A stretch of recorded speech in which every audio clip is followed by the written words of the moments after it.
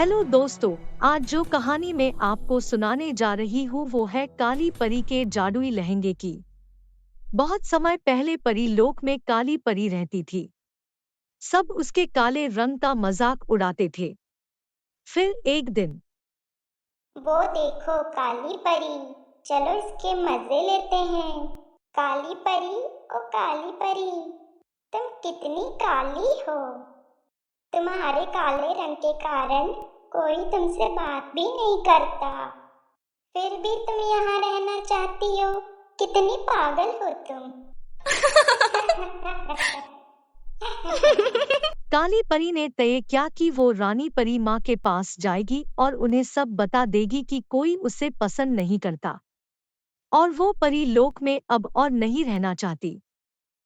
परी माँ, मेरे काले रंग के वजह से सब मेरा मजाक उड़ाते हैं। अब मैं और यहाँ परिलोक में नहीं रहना चाहती। मुझे पता है काली परी, मैं सब जानती हूँ। क्योंकि तुम एक परी हो तो तुम्हें परीलोक में ही रहना होगा, पर कुछ समय के लिए तुम धरती पर जा सकती हो। मेरे पास एक तरकीब है, अगर तुम धरती लोक पे किसी जरूरतमंद की मदद करोगी तो तुम यहाँ परीलोक में सबकी चहेती बन जाओगी। ये देखो, ये है धरती लोक। तुम जाओ यहाँ और किसी जरूरतमंद की मदद करो। फिर काली परी धरती लोक पे आ गई और किसी की मदद के लिए चारों दिशाओं को खोजने लगी।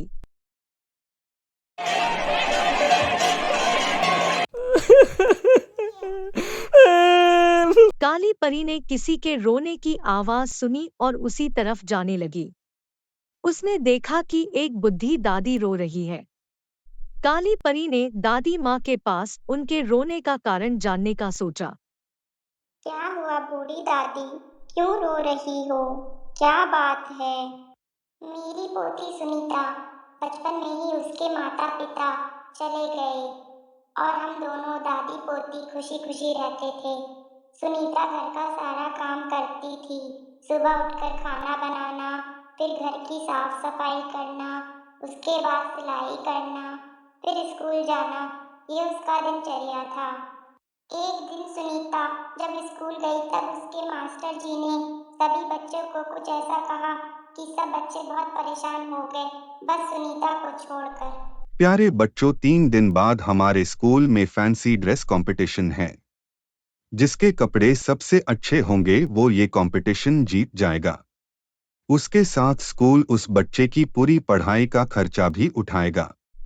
तो तैयार हो जाओ अपनी अपनी ड्रेस बनाने के लिए। सुनीता बेटा आ गई स्कूल से? हाँ दादी आ गई। दादी पता है आज स्कूल में क्या बताया गया?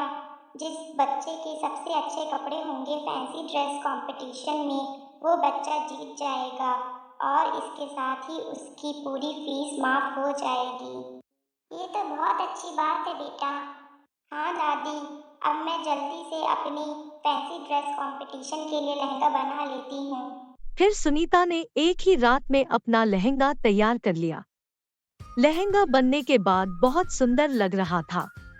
सुनीता बहुत ज्यादा खुश थी। सुनीता ने ये बात अपनी सबसे अच्छी दोस्त को बताई कि उसका लहंगा तैयार हो गया है। ये सुन के उसकी दोस्त अनीता ने उसे भी लहंगा दिखाने के लिए कहा। फिर जब अनीता ने सुनीता का लहंगा देखा तो उसे लहंगा बहुत पसंद आया। अनीता ने तय किया कि वो लहंगा चुरा लेगी और सुनीता को फैंसी ड्रेस कंपटीशन में नहीं जीतने देगी। मौका देख के उसने लहंगा चुरा लिया।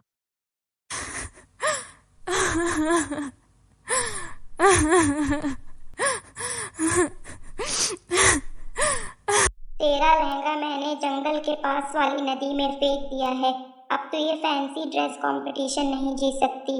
अब मुझे कोई और इस फैंसी ड्रेस कंपटीशन को जीतने से नहीं रोक सकता। ये सुन के सुनीता जंगल के पास वाली नदी की तरफ भागी और नदी के किनारे खड़े होकर अपने लहंगे के लिए रोने लगी। तभी नदी में से कुछ आवाज आई और एक चुड़ैल नदी में से निकली जिसने सुनीता को नदी में गिरा दिया और उससे अपने साथ नदी के अंदर ले गई। क्या तुम मेरी पोती को उस चुड़ैल से बचाकर वापस ले आओगी? सब बात सुनने के बाद काली परी ने तय किया कि वो सुनीता को चुड़ैल से बचा लेगी। काली परी नदी के पास पहुंची और चुड़ैल को पुकारने लगी। ओ चुड़ैल, सुनीता को छोड़ दे। नहीं छोड़ूंगी। फिर काली परी ने अपनी छड़ी की मदद से चुड़ैल पे वार किया और चुड़ैल को जला दिया। चुड़ैल के जलने के बाद सुनीता भी नदी में से बाहर आ गई। तुम कौन हो? मैं काली परी हूँ। मुझे तुम्हारी दादी ने तुम्हें बचाने के लिए भेजा था।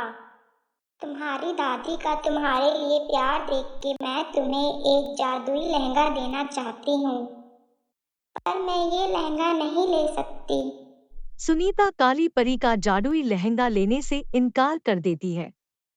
काली परी सुनीता को उसके घर भेज देती है, जहां उसकी दादी उसका इंतजार कर रही थी। घर जाकर सुनीता को वही सोने का जादुई लहंगा दिखता है जो उसने लेने से मना कर दिया था। लेकिन सुनीता बहुत खुश होती है उस सुंदर जादुई लहंगे को देखकर।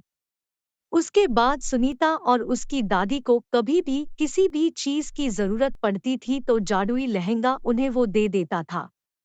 इधर परी लोक में सब परी काली परी की तारीफ कर रही थी कि कैसे उसने चुड़ैल से सुनीता को बचाया, साथ ही गांव वालों को भी चुड़ैल के चंगुल से आजादी दी।